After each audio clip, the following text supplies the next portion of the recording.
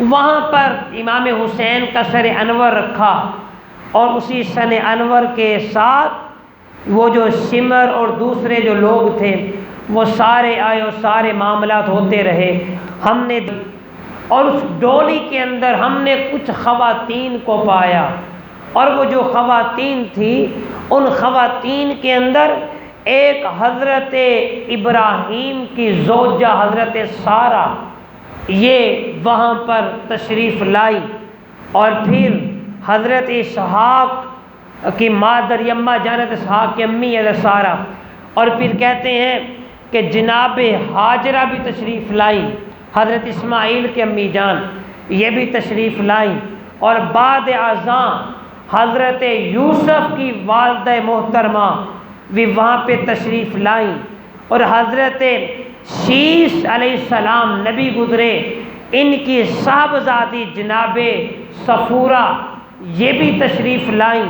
اور پھر حضرت موسیٰ کی امشیرہ جناب کلثوم وہ بھی تشریف لائیں، اور پھر ہم نے دیکھا کہ فرعون کی بیوی جناب آسیہ یہ بھی تشریف لائیں،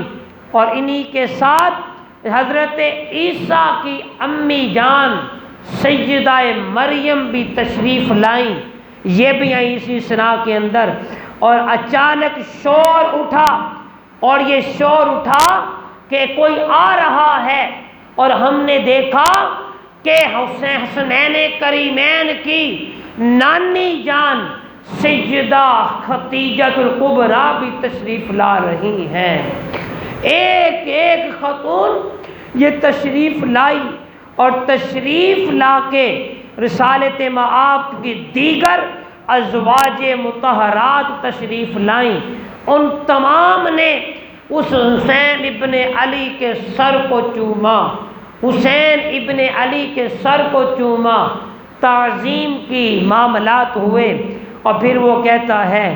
کہ میری آنکھ نے نور اور میرے پسندیدہ بیٹے، وہ خاتون یہ جو ساری آئی تھی وہ یہی کہہ رہی تھی۔ ایک خاتون وہاں پہ آئی جن کا نام حضرت سیدہ طیبہ طاہرہ فاطمۃ الزہرا سلام اللہ علیہا، وہ یہ بات کرتی اور کہتی ہیں کہ اے میری آنکھوں کے نور، اے میرے دل کے چین، اے میرے پسندیدہ بیٹے، غم نہ کر۔ حسین ابن علی کو مخاطب کر کے کہا کہ غم نہ کر، میں تیرے قاتلوں سے بدلہ لوں گی، اور تیرے قاتلوں سے اور تیرے غصے کے شعلے کا انتقام میں پانی سے ٹھنڈا کروں گی۔ یہ بات اس جگہ پر ہوئی، اور وہ عصمت پردے دار خاتون، وہ کہتے ہیں راوی کہتے ہیں کہ ان کی چیخیں بڑھیں، ان کی آوازیں بلند ہوئیں، اور پھر رب ذوالجلال کے فرمان سے امام علی مقام کے سر مبارک سے ایک آواز آئی اس وقت، اور آواز یہ آئی انا مظلوم انا مغموم، میں مظلوم ہوں، آج میں مغموم ہوں، میں آج ظلم سیدہ، آج آبدیدہ، اور آج مصیبت زدہ، اور دشمنوں کی طے سے قتل شہید کیا گیا، میں اپنے گھر والوں سے دور ہوں۔ تو اس نے یہ بات ساری کا امام علی مقام کے سر مبارک سے یہ فرمانا تھا، تو یہ ساری چیزیں آگے بیان ہوئیں۔ تو وہ شخص جو بوڑھا تھا اس شخص نے اسلام قبول کیا، اور اسلام قبول کر کے اس نے کہا اے بد نصیبو، یہ تمہارے نبی کا بیٹا اگر آج عیسیٰ کا کوئی بیٹا ہوتا